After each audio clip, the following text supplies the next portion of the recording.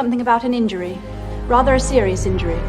I'm being serious. I'm a very serious person. And I guarantee that there's a serious amount of contraband. បងនៅទីនេះពាក្យអង់គ្លេស serious ជាភាសាខ្មែរ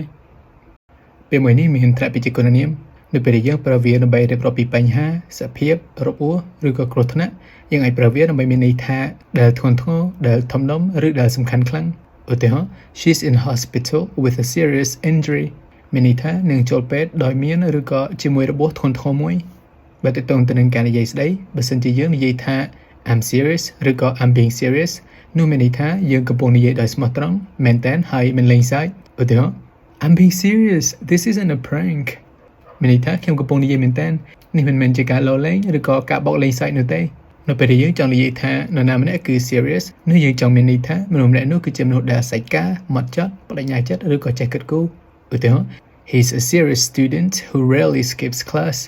មានន័យថាគាត់គឺជាសិស្សដែលសាច់ការម៉ត់ចត់ឬក៏បដិញ្ញាចិត្តម្នាក់ដែលកម្រកិច្ចម៉ោងរៀនបើទៅទៅនឹងចំនួនឬក៏បរិមាណអ្វីមួយយើងប្រើពាក្យមួយនេះដើម្បីមានន័យថាដែលមានចំនួនឬក៏កម្រិតច្រើនឬធំដុំឧទាហរណ៍ She's making serious money in tech